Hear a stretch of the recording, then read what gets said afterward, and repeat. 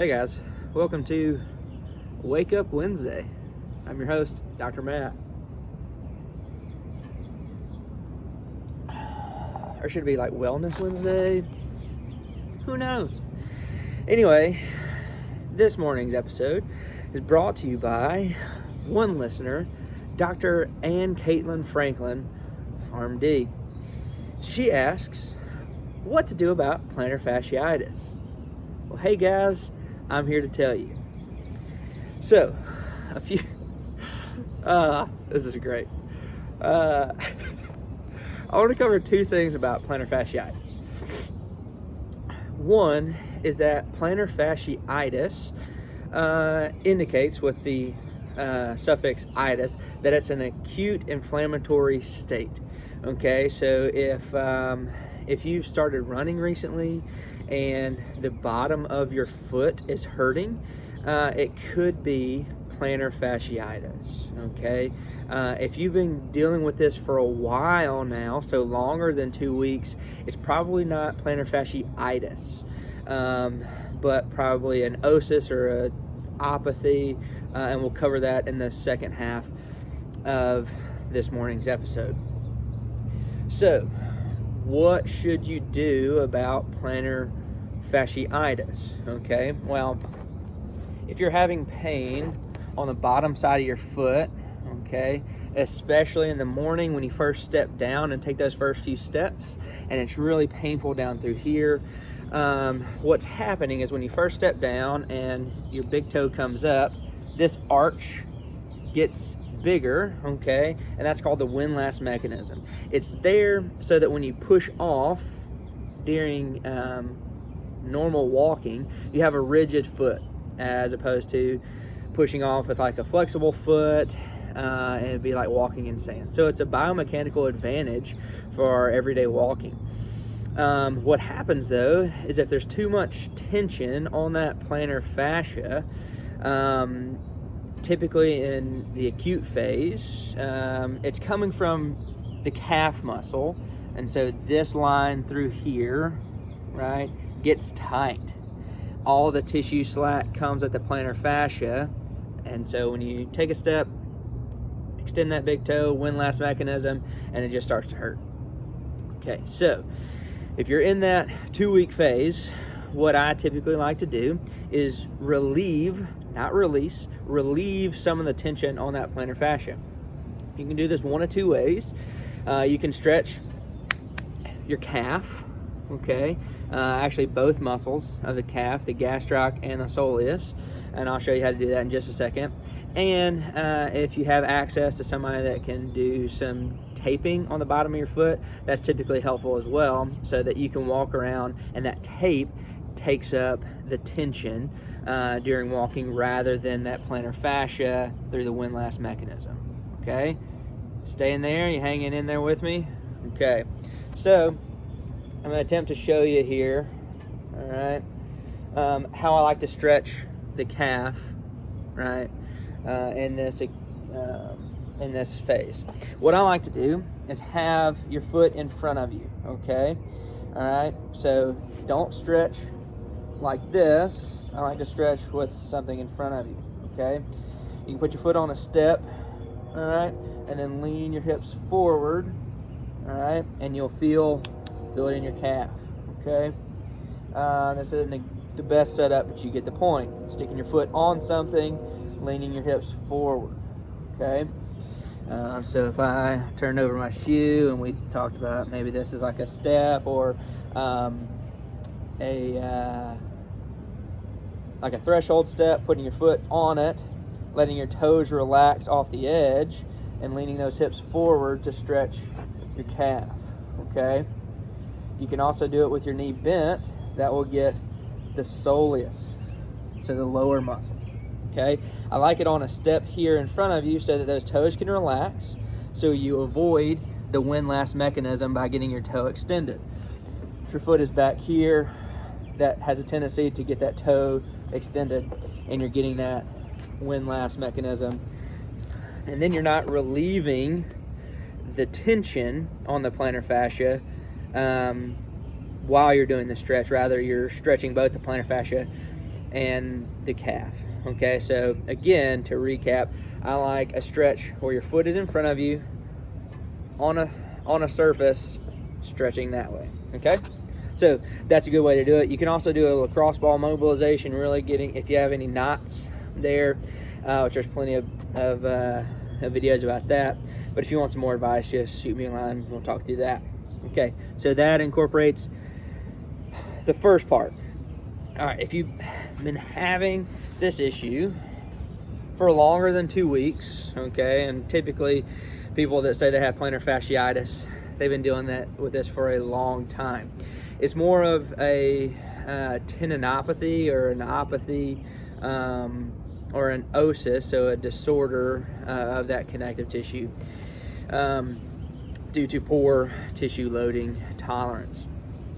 What that means is that plantar fascia no longer has enough rigidity to support that windlass mechanism and to support the demands of daily walking. So what you have to do, you have to strengthen it and to increase the load tolerance. Okay, one sec.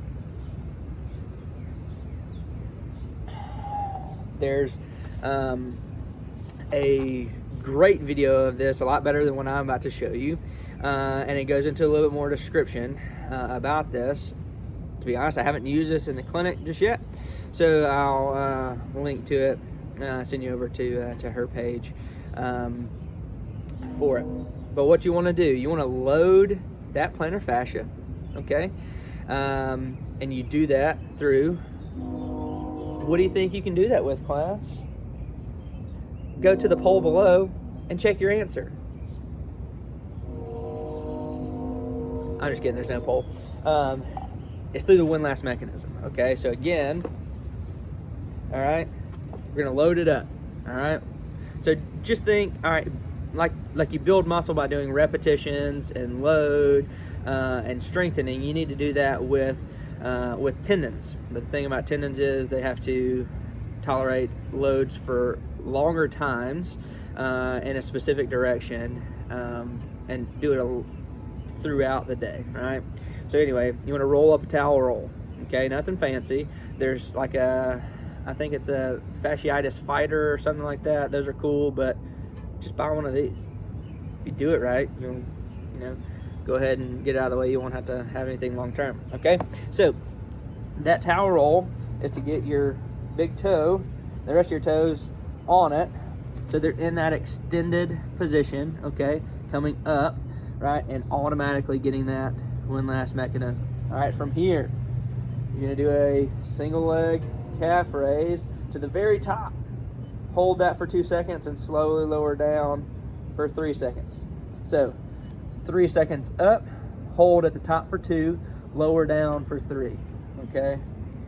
So up, 1, 2, down, okay? So what you're gonna do, you're gonna hold that, or you're gonna do that exercise 3 times, so 3 sets of 12 repetitions to start out, okay? It should be less than a 5 out of 10 on the pain scale. You should feel like you have 1 or 2 reps left in the tank when you're done. And if you're using like an RPE, it shouldn't like exhaust you, okay? So it shouldn't be higher than a 10 on RPE, okay? So all those are good metrics to know if you are loading the tendon appropriately but not pissing it off, all right? Once that gets easy, all right, once you feel like, man, I could do 20 of these, or really, I guess, if you felt like you could do 16 or more, you need to up the dosage, okay? So go up in repetitions. No, go up in sets, go down in repetitions, okay? So when those get easier, right, over about a week time frame, start doing 4 sets of 10, okay? Same thing after about a week. When they get easier, all right, do 5 sets of 8, okay? When all that starts to get easier, start to throw in a backpack with some books in it to really load that plantar fascia through You got it. The windlass mechanism. That's great. I'm out of coffee. This is getting bad. Anyway, with all of that, if for whatever reason it's too challenging, right? You're saying, no, this is killing me. I'm above a 5 out of 10. I don't feel like I could do 3 of these. And it is super challenging, right? Just try and do it with both feet, okay?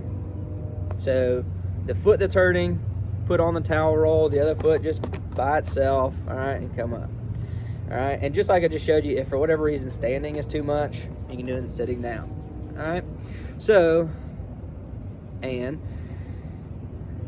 there's your answer for how to address plantar fasciitis, okay? Again, like I said today, there's 2 different ways to do it depending on if it's in the acute phase, right? So less than 2 weeks, or if it's more of a chronic issue, greater than 2 weeks, all right? If for whatever reason this helps you out, please let me know. I want to be there for you. I want to be in your corner. I want to hoop and holler for you. I want to congratulate you. I think that's awesome. If it doesn't work, or it's just barely getting any better, again, reach out so that we can talk. I can shoot you a line. We can do a video chat. We can see what's going on, see if we need to tweak it here or there.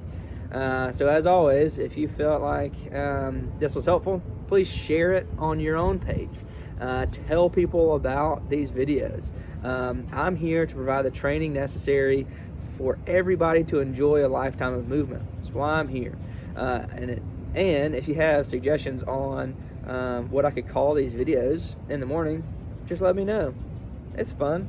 It's kind of cold out here this morning, but coffee warmed me up, but it's gone now, so am I.